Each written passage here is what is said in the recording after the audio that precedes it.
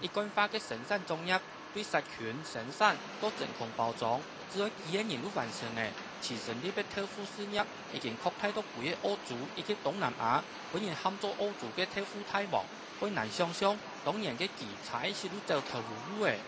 我都1987年也嘅移民到歐洲啦，按來嘅時間呢，嘅英文啊，嘅話唔係改改啊，所以前無頭路啦。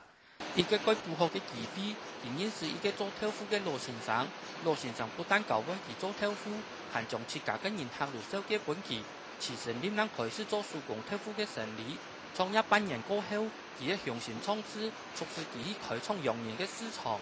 一個洋人啊，當時啊，20年前咧也唔曉得食豆腐啦，我都明到講，我嘅個市場變啊講佢限制佢少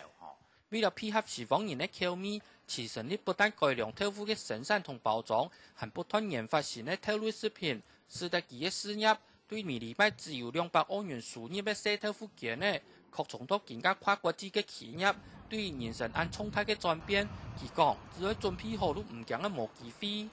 自家要先準備好來，唔係總講有咁嘅實力，唔驚嘅冇機會啦。當然同其實你向佢打拼過來嘅家，非常頭擺嘅20年，真是苦都無法可講。佢最佩服嘅就係先生做事嘅毅力。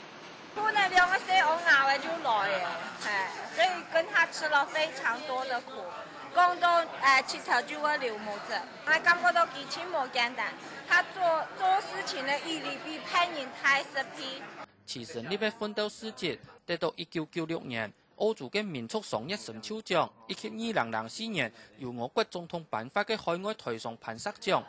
一個事業有成嘅人，佢冇填表係當然數人提拔嘅恩情，故所佢回饋社會唔會壓擦。不管洋人也係華人，佢如果樂意來聽書，使得佢也成為當地成功企業家嘅典範，也可以講係我哋華人之光。客家新聞陳文年歐洲報道。